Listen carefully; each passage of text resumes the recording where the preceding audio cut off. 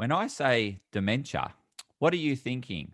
Thoughts of confusion, memory loss, memories of a loved one? In this episode of Me and My Health Up, we seek to demystify dementia with Shannon Chin. I'm your host, Anthony Harcher, a clinical nutritionist and lifestyle medicine specialist. The purpose of this podcast is to enhance and enlighten your well-being. And today we're blessed to have Shannon Chin with us. Shannon is the founder of Fit Minds Australia, the author of Demystifying Dementia, and an international speaker. Shannon has spoken about brain health on different radio programs across Australia. She has featured in Balance by Deborah Hutton and the Carousel magazine Starts at 60 and Seniors, Australian Seniors News. She also is a contributing writer for an international women's magazine. Shannon specializes in helping people build healthy brain function using mental stimulation to protect against brain function decline. She emphasizes on the importance of exercising and keeping a healthy brain sharp and active because it means a lot to be able to have the capacity to make decisions even at an advanced age. As we continue to live and age well, we certainly need fit minds. So, welcome, Shannon. How are you today? Thank you. Thank you, Anthony. I am excellent. I'm really excited to be on this program, to be sharing some information and knowledge with the public. You're the key person to be speaking about such an important topic because certainly dementia is on the rise in terms of people experiencing or suffering dementia, and those that have seen a loved one go through it, and they're thinking, well, I don't want this to happen to myself, and they were thinking about how can I prevent it. Those have heard about horrible cases of dementia and thinking, I don't want it to happen to me. And so really keen to have this chat with you today to, discuss how can we keep our minds fit? How can we be proactive in terms of the prevention and learning a little bit more about dementia? Because I think it's really important that we're educated and we have an understanding and awareness. And for those that know someone that's suffering from dementia, that they, what's the best care can they give that person? So I'd like to start with my famous question now, is how you've arrived at what you're doing today. Please share. Well, that takes me back to a few years ago now, or in fact, longer than that. So what happened is that I have a few years working, I spent a few years working in aged care facility, and I specialize in supporting people living with dementia, as well as helping other residents to keep their brain sharp. Now, the experience working in an aged care facility and watching the residents living with dementias progressing every day, it brought back memory about my grandma. So I lost grandma at a very young age, and I was very fond of grandmother because I'm the youngest granddaughter, youngest grandchild, and I was her favorite. And she brought me up till I was ready to go to school. So you can relate like how close I am to grandma, and so it was all happy and all that, and then suddenly I realized and then I was at school age and I realized grandma is different now. She seemed to be forgetting things, and I watched what happened is the very clear symptom is when every morning, because I was from Malaysia. I was born in Malaysia, so I grew up there, and I watched my father, my dad, would be asking grandma, "What would you like to have for breakfast this morning?" Grandmother would say, "I would like to have A," and of that, dad went and prepared A for grandmother, and as he presents the breakfast in front of her, and she goes, "No, I didn't say I wanted that." And we were all confused. And then we thought maybe it's just for that day. And it repeated. So then grandmother wanted A, and then she changed her mind to B and C and all that. And I watched that in the end, dad prepared A, B, and C. So the moment grandmother said, no, I didn't say I want A. So instantly he will say, there you go, you wanted B. And the point is to make sure she eats. Now, we didn't really know what happened back then. It was a long, long time ago. We don't even know what is dementia, the term dementia back then. And I continued to watch grandma decline, and until a stage where she could not, she lost her mobility, and she wasn't really recognizing as much. She was still staying at home, and I watched my mom taking such great care of her, a lot of love. And what happened is that, if of course, eventually she lose her continence, both her continents, and then we know the end is near. And that's when we lost grandmother. I get a little bit emotional when I talk about grandmother. And so anyway, back to my experience working in an aged care facility. And as I watch other residents going through that journey, that brings back that memory of grandma. And then I sat back and I started thinking, surely there would be things that we can do. And what if we can do something so that people don't need to go through this journey?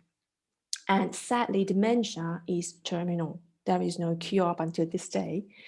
The deeper I search, then I start to think, what if we can go even backwards a lot more?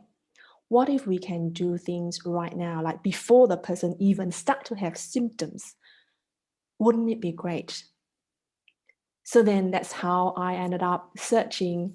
And then, of course, then I founded Fit Minds Australia.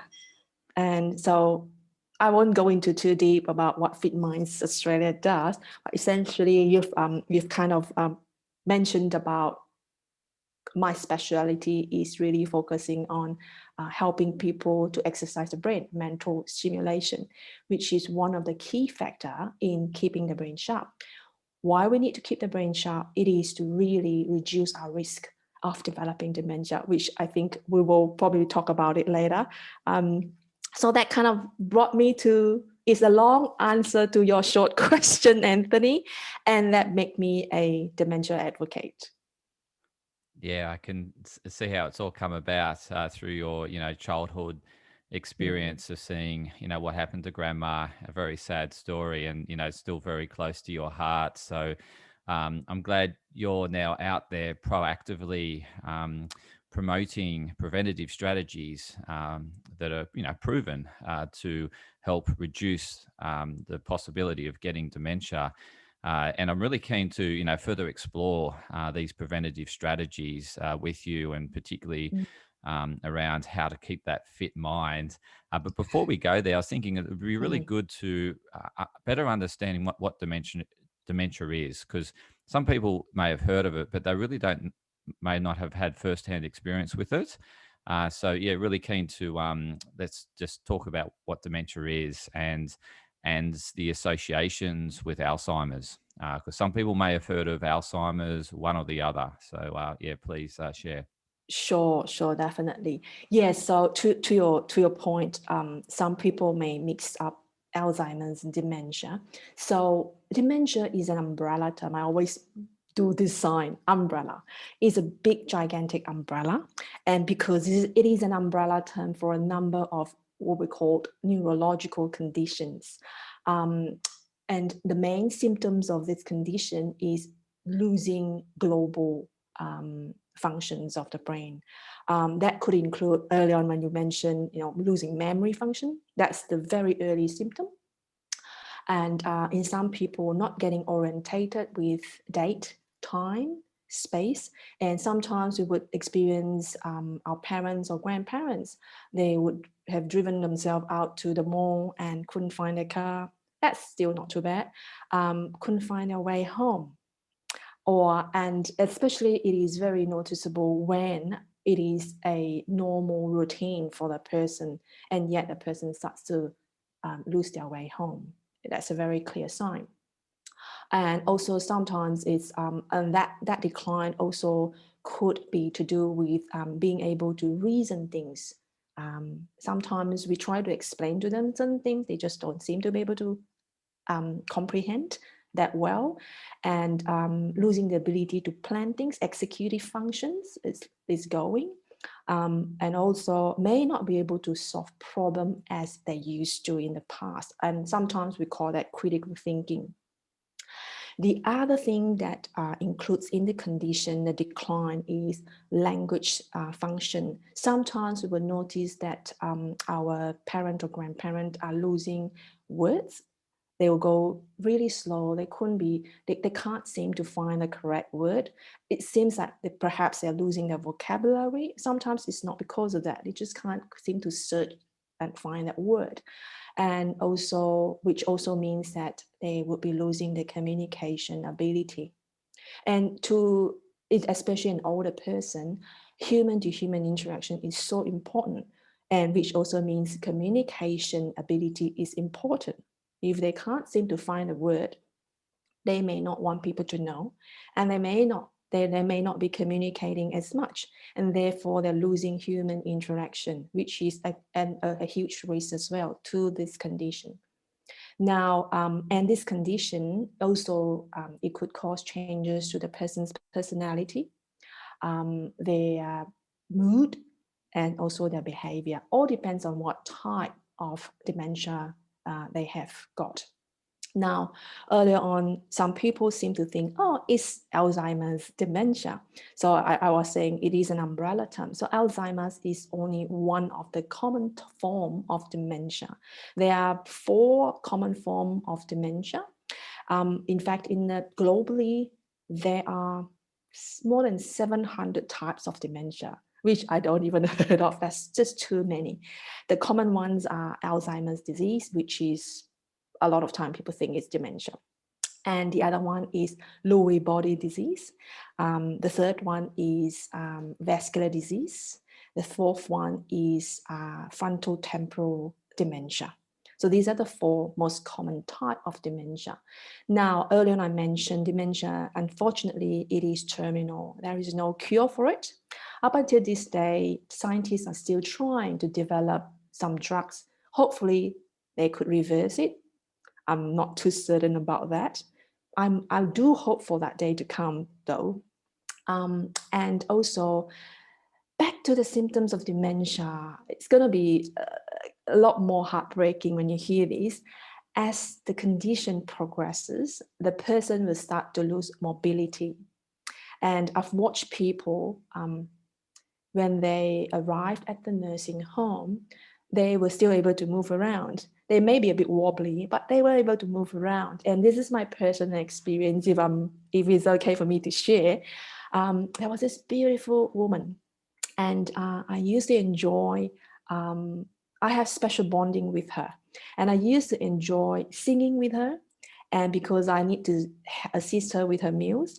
And I used to hold her and we'll be dancing around. And especially Christmas time, I'll be singing along Christmas song and we'll be dancing around. She just loved it. And watched her progress from, she was still able to move around and, move along with me as I dance, till wheelchair driven. So she needs a wheelchair, she's wheelchair bound, and then till what we call the tub chair, which is sometimes you see they're sitting in this big, it looks very comfy, big chair. And sadly, that's the beginning of the end. And that's when they are losing mobility. And towards the late stage of dementia, the person will start to lose the ability to chew and to swallow. That's because the brain is no longer able to give instructions about the eating process. Oh, you need to first put food in the mouth, chew it and swallow. They won't be able to process that anymore. So, and the other thing I like to also emphasize is dementia, in a way, people don't die from dementia itself. What majority of people who are living with dementia, they die from infections, lung infections, pneumonia. That's what happened. That takes their life away. What causes it is because when the person can't quite eat and swallow, and sometimes the food goes into the wrong tube. That explains why infections happened. Could go into, well, you would be in a better, you will be able to appreciate this, Anthony, right? When it goes into the wrong tube and all that, it could cause more complication, and that caused the infection of the lung. And typically when they were sent to hospital, they might make it back once. If it happens again, this is the time they will make it back. It's very, very sad. It is a very cruel way and painful way to die, sadly. Yeah, and it's heartbreaking watching. I mean, for me, I'm not even related to the residents in the aged care facilities or even to my clients. However, I create really close bonding with each and every one of them. They mean so much to me. By seeing them progressing through that, it breaks my heart. Absolutely breaks my heart. Yeah, I feel it, in terms of when you speak, you obviously develop these really strong bonds with these people under your care, and it must be hard to watch them decline and pass. And I think probably it's given you a lot of strong drive in terms of writing a book and getting the information out there and helping others in the prevention side of things. When there's no cure, the best thing we can do is reduce the risk factors and do things that we know that are preventative, and then hope that it doesn't happen to us. Yeah. So there's the obvious one. There's always some genetic predisposition, and then we know that some people may have this genetic disposition based on family history. But in most of the time, it's switched on because of lifestyle. This predisposition is activated. And so I'm just really wanting to explore now these, well, first of all, let's clear out what are the risk factors? What should people be avoiding? And then what are some of the prevention strategies? What can people do to help prevent it? Great question, Anthony. This is straight to this hits home for so many because and this is typically the common question that I get asked as well. So risk factors are, number one is our diet, like you mentioned, diet and lifestyle. That is a huge factor because especially these days we eat fast food, I think convenience because we are short of time, and a lot of people just grab whatever as long as it's convenient. And lifestyle, we don't seem to be living that kind of lifestyle, healthier lifestyle as our parents or grandparents, and which is partly why the dementia rate is on the rise. It continues to increase. And in fact, earlier on, I think I did not mention 1 out of 10 people who are 60 and 65 and above will develop dementia as they age. That's quite a big number, isn't it? 1 out of 10. So, and the big factor is lifestyle and diet. Now, the other one is the medical health. Some people may have a pre-existing medical condition, diabetes, heart disease, hypertension, high cholesterol. All these are risk factors. If it is controlled, which also means we got to help our doctor to help us, then it is still okay. It can still be contained. And but if it is not, that increases the risk. Another factor would be people who are smoker, unfortunately. That could increase the risk. Depression can increase the risk. And sadly, especially around this time with the pandemic, more and more people go into that pool. We got to watch out and got to be very careful. And the other thing is lack of physical activities. People aren't exercising as much as they should. A lot of time we are just exercising the fingers because we're using this smart little device called a smartphone, and that's not very healthy. What we need is a lot of physical activity, be out there, get into the sun. Winter is coming, so we don't get as much sun. So we'll still get some sun. Now, the other thing would be, the other risk is, talked about physical activity. The other one is mental stimulation, which is what I'm big about. For example, take the very simplest as example. In earlier days, like these days, a lot of time, even to do basic calculation, how often do we do mental maths? We just easily picked up our smartphone and then put in a number and get that magic happen. Now, when we do this, it's convenient, it's quick, but at the same time, we're not exercising our brain function. Now, we might think it's very simple. It actually helps so much, every little thing. And the other example is when people are not really stimulating their brain as much is when parking lot. I see that so often. I apologize if you do that. And I also don't apologize if you're doing that. And I would like this to be a reminder, if the audience listening is to perhaps stop doing that, is a lot of people, they park the car in that lot, conveniently get off, take a photo. Take a photo that helps them to remember where they park and which floor and which column, what color. Now, is that very helpful? Yeah, it is quite helpful. At the same time, we're not using the memory brain cell as much. So these are little things that we can switch. And that's also kind of giving people example that we are doing less mental stimulation that we should be these days. And I can give more example later when we talk about, say, what sort of things that we can do. Now, so the risk: diet, nutrition, lifestyle, physical activity, mental stimulation, medical health, and sleep. Sleep, sometimes we don't sleep as much as we do. I do know that some people's system, the body, they may not need as much sleep as another person, but the general guideline is between 7 and 9 hours. And there are people who only sleep for 4 or 5. If it works, that's great. If it doesn't, the body actually needs that time to recharge. So sleep is very important. And then the other thing is, of course, what could increase the risk is the lack of human interaction, socialization, especially in this pandemic. A lot of people are lacking that.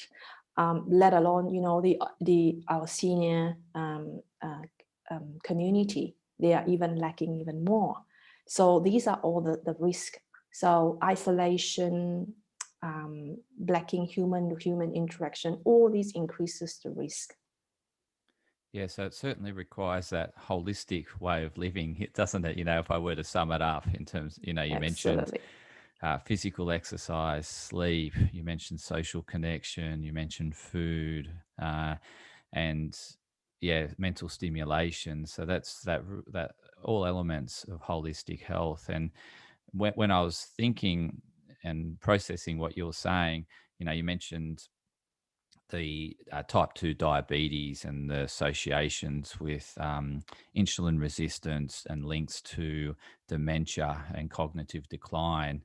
And if then I think about the other influencing factors on blood sugar regulation, such as lack of sleep will affect blood sugar regulation, lack of exercise will affect blood sugar regulation, There you what you go. eat will affect blood sugar regulation, and even this social connection will affect blood sugar regulation. So they're all interconnected, and Indeed. I'm so pleased to hear that you think about, in terms of prevention strategies in this holistic way, because, often when we hear something, we'll think, oh, that's a great tip. And people become very focused and oriented just around that one area of their life in terms of what they're improving.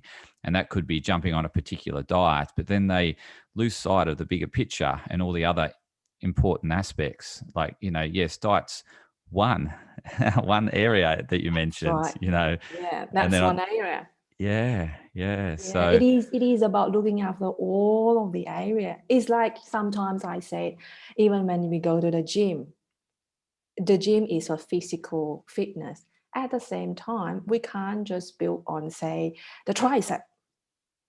We've got to do the core and the bicep and the hamstring and every part of the body. it's the same thing in life, I would say. Well, this is getting deeper. Hey, But holistic it, is the word. it is, it's holism and Mm. holistic. And you mentioned about this people, taking the shortcuts, and our human nature, and we've evolved to take the easy path to conserve energy, and it's part of our I guess survival mechanism. However, we do take it to the extreme, given that we That's don't quite right. we don't have those tigers around the corner or whatever. That's more perceived threats. But just on that point, people go through school and they think once school's done, that's it. I'm done with learning. I've been through school. I don't need to do anything more. And I think that's the wrong approach. And the quote I really love is constant and never ending improvement is what we should be aspiring for. Can I think it's from Anthony Robbins, but that constant never ending improvement is always looking at improving yourself in terms of your athletic ability, improving your intellect, improving your ability to socialize, improving all aspects of your life. And I think that's where Fit Minds really comes into it, right? Is that mental stimulation, and continuing that journey of mental stimulation. Yeah, and even with Fit Minds, we don't just focus on one area as well. As you can tell now, I'm a holistic kind of person, so I believe in a holistic kind of care. So even Fit Minds, our program, we look at exercising all the different muscles in the brain. I call them muscles, or the different parts of different function of the brain, because I don't believe in just focusing on memory alone. It's not going to help. Yeah, I totally agree. Like, what I've taken away from studies is doing things out of your comfort zone, essentially. Like, so if you like, say, athletics or whatever, and you're really into that, it's then taking on or taking an interest in another area that requires a lot of thinking and processing, which is a bit left field of what you're used to thinking. And probably a better example is, like, I have an engineering brain, and so for me, humanity subjects such as English or history is really going to challenge me a whole lot more. Physics, Mm. maths, chemistry is what I gravitate towards. I find easy. However, what challenges me is this thing of communication. This podcast, for example. I You're have to doing be able. really well. Great. You're Yeah. doing really great. Thank you. But yeah, it's those new challenges that we take on, and taking an interest and curiosity in other subjects. And I think that's what really challenges our mind, is when we really have to, just extend ourselves, so to speak. Is that what you've? Indeed. Yeah. Yes, spot on. It is about continuously challenging ourselves in terms of, even like if we were to talk about mental stimulation, it would be about consistently challenging and stretching our brain. So like for someone who is great at crossword puzzle, right? Great at crossword puzzle, we will always say, then how about trying something else? Because you're already great. You don't need to keep doing that. Now, how about trying to solve, say, a critical thinking, a logic puzzle, which they may not have experienced, and they feel, sometimes we would feel stretched. Oh no, that's not quite what I'm good at. When we do that, the brain loves it. The brain thrives.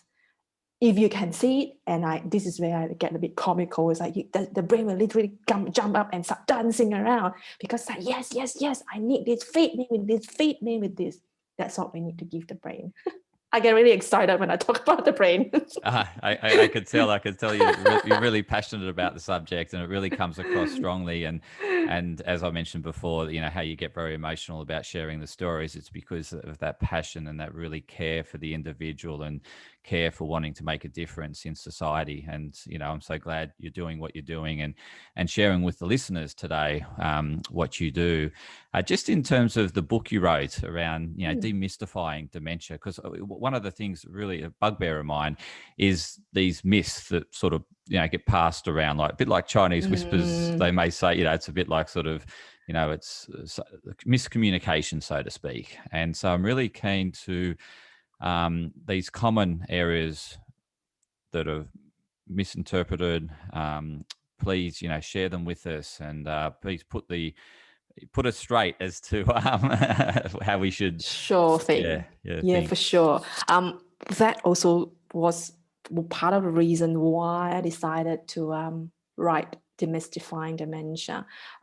It is to help to straighten things and simplify this whole big word. Right? Dementia is such a big word in that sense. So yeah, so there are some myths that we hear, and also there are some stigmas around dementia. So one of the common things that people often say, that's a normal part of aging. That's what we typically hear, and you get dementia when you get old. Is that true? No. My big fat answer is no and oh no, not true.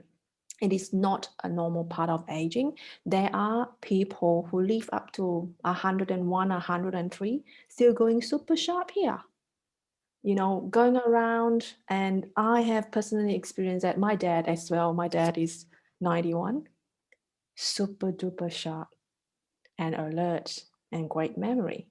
And is that part of normal aging? Which is the answer is definitely not.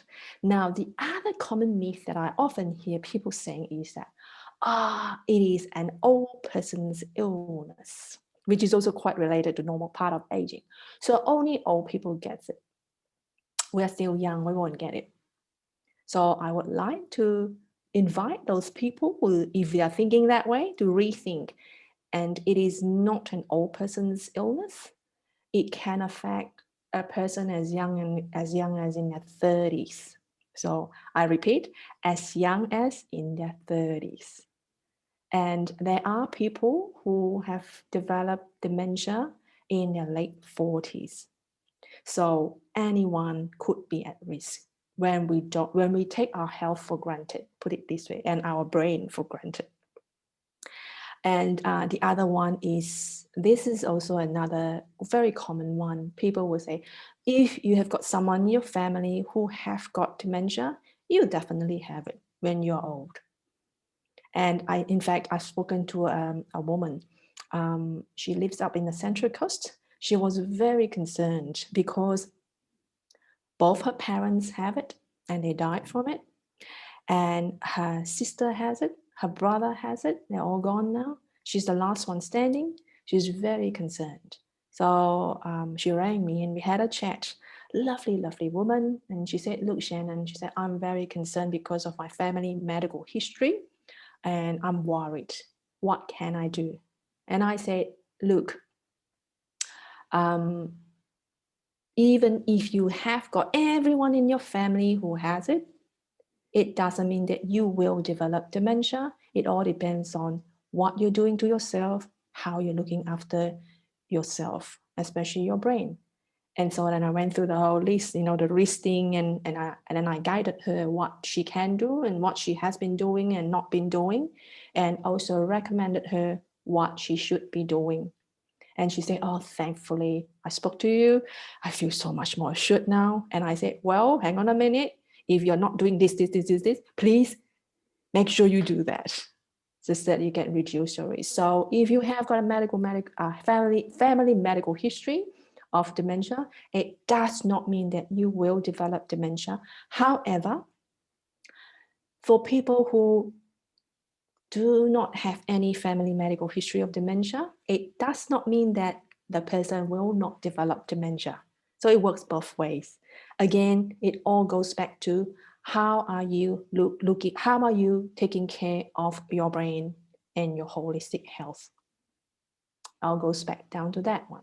Now, the other thing that I always hear is that, if you have it, you can't do anything about it. You just sit and wait for the day to come.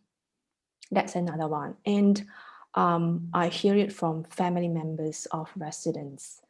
And that's also not true. Even if the person has been diagnosed with dementia, there are still things that we can do. And things that we can do, not to undo it, not to reverse it. Unfortunately, it cannot be reversed. However, we can slow it down. I have worked with people who have been living with dementia he has frontotemporal dementia, and he's been living with that for like 15 years. So someone who is living with dementia, if they're well taken care of and they look after themselves and they're being supported, it could keep going 20 years. And for someone, I have also come across someone, I was told, oh, so and so has been diagnosed with dementia.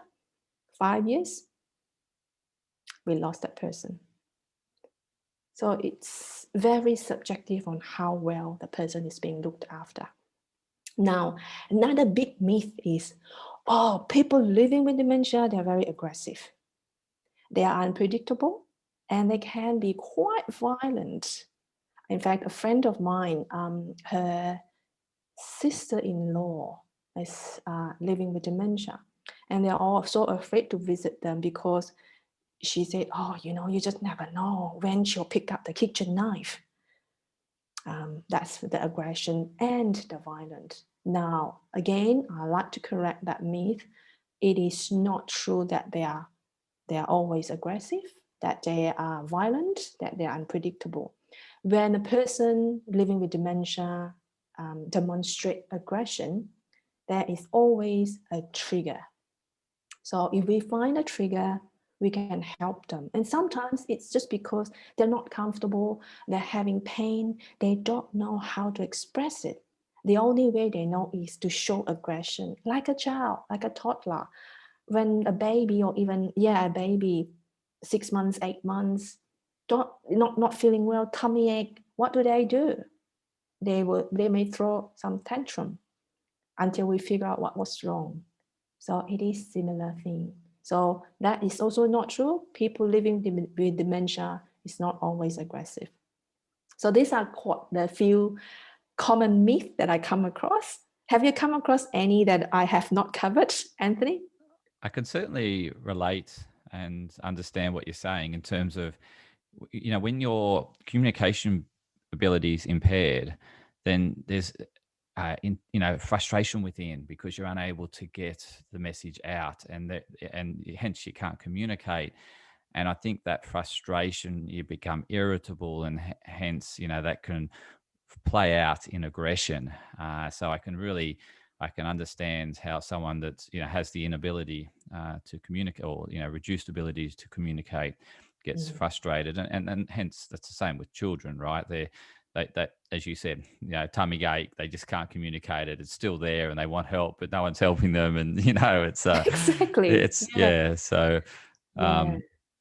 So I totally understand that, and I think you've covered it well in terms of getting rid of these myths. And the other one that rang home for me was when you're old, you can't think, you're not sharp, and that myth. And I'm just thinking about Warren Buffett, for example. So Warren Buffett's 90 years old, and he's running one of the largest companies in the world. He's still running it, and his business partner, Charlie Munger, he's 96, and he's still running AGMs, and he's still answering questions. And I think it's phenomenal, and they're still reading financial reports. They're still acquiring companies based on, their investment philosophies. And I'm just thinking, well, they're sharp minds. They're still making great decisions. And that myth's totally busted, when you look at these sort of cases. Absolutely. Or even the biggest example, look at Queen Elizabeth. Yeah, absolutely. She just turned 95, I think, 94, 95, still very sharp. Yeah, absolutely. Although she might not be very happy at this stage, losing the love of her life, but she's still super sharp. And I have one of my clients, even he's the one who has been living with frontotemporal dementia, and he surprised me each time, because I would expect he won't remember certain things, and sometimes he would follow up with me, And he wanted me to find out about some Dutch restaurant. He would say, by the way, the following week when I see him, he said, did you manage to speak to your dad about it? I go, oops, I forgot. Yeah, so and the reason why I want to share it is that these examples, even for someone living with dementia, a different form, they can still be pretty good. Like, they continue to live well. They can, as long as we are able to help them. And that key point is help, and you mentioned earlier about not giving up as a helper, not saying there's no point, I can't do anything, it's just they're going to end up where they're going to end up, and it's not happy, they're going to die, and I'm going to watch them decline, and you mentioned, yes, it's not reversible, there's no cure, however we can slow it, and you've shared with us the preventative strategies, the proactive strategies that reduce the risk factors of getting it, but I assume those preventative strategies, and please correct me if I'm wrong, are also helpful in slowing the decline once someone has been diagnosed with dementia. Absolutely. Those the list of items that I talked about, like the sleep, the lifestyle, the mental stimulation, they are the risk item. At the same time, they are what I call the 8 pillars for brain healthy lifestyle. It works both ways. When we really looked after the 8 pillars, they will stand strong and support the top bit, which is the brain. Let's conclude with these 8 pillars. Please go through one by one what your 8 pillars are, and that'll be a good way to summarize the podcast. So the 8 pillars, the first one, I call it in a, I tend to draw it, like in my book, I draw it like a little pie chart, but I like to call it the 8 pillars. So the first one, again, is what I'm big about, mental stimulation. My recommendation to the listeners is, if you can, do a mixture of challenging, new, different, and challenging brain exercises each time, and try to do at least a big one each week if you can't do daily. Then the second one is physical activity, physical fitness. So some people would say, and it all depends on, of course, our age group and all that. Some people can do a bit more, some people can't. The minimum is walk 30 minutes each day.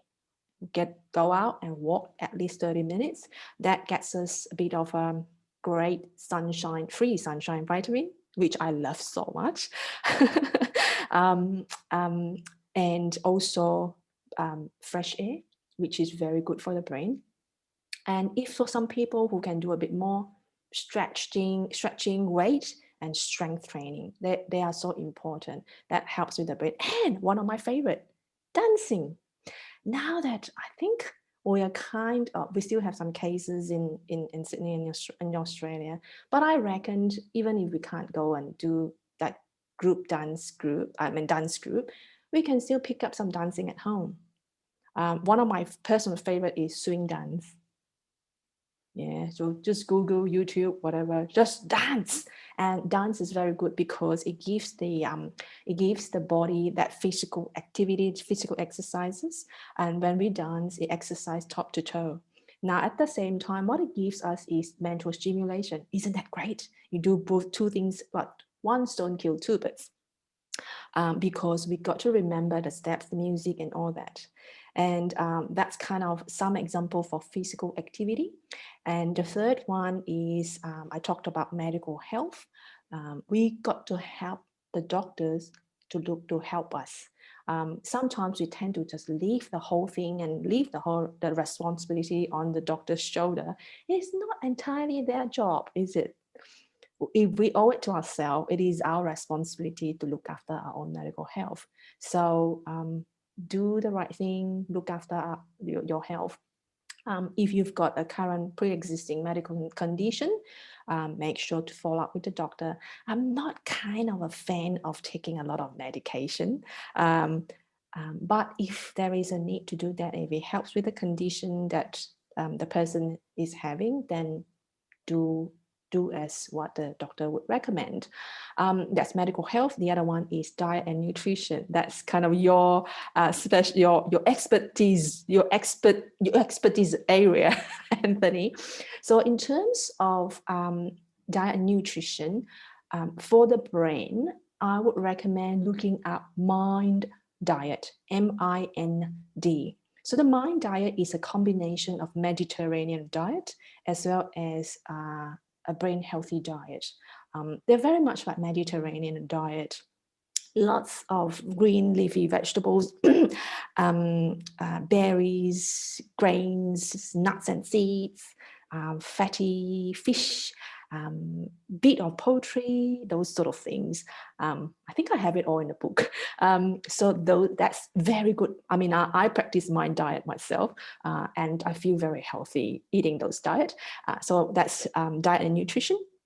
And I earlier on mentioned about sleep. So try and make sure that you have we call it sleep hygiene, which means we want to set a routine for ourselves. Going to bed similar time, getting up similar time. And if your body needs 7 hours, then do 7 hours. If you need 9, then do 9. Just look after the sleep and all that. And the other one is socialization and connection. And social interaction. That is one key element. I mean, with the pandemic now easing off, I mean, in Australia, it's kind of a bit more relaxed now. So we can actually start to get back in touch with friends and family. That is great. If not, Zoom, like what we're doing right now, FaceTime, whatever it is. Don't forget the human, that interaction. That's so important for the brain. The brain loves it. It needs to talk. And then the other one is, I talked about all these. The other one is relaxation and spirituality. So spirituality could be, prayers, or even relaxation could be meditation. That helps relaxes our mind. That would take away or reduces the risk of depression and anxiety, which was the risk factor that I mentioned earlier on. And then one last thing is passion and purpose. So when we have got passion and purpose, we wake up every morning, jump out of bed, full of energy, looking forward to things for the day, for the week, for the month, for the year. We set goals. We have things to achieve, even little ones. So those are, have I missed anything? I think I've covered all the 8 pillars in a very concise manner, because I could keep on talking and go on and on and on about it. Include the link to your book in the show notes. So yeah, people, if they want more information, they can go directly to where they can buy your book. So thanks for sharing those 8 pillars. As you're sharing the 8 pillars, I was thinking, all these are very relevant to preventing any disease. So Absolutely. Adopt those 8 pillars, live by them, and start early as early as you can. So bring up your children this way, and it will just put them in good position to avoid chronic diseases and things that we all don't want to have in our lives or see loved ones experience. So Shannon, how can listeners best connect with you? So listeners can connect with me through my website, which I believe you will share it with the listeners. They can also reach out to me via my email, which I believe you would be sharing as well. And also, I'll be happy to do a complimentary consultation for your listeners as my gift.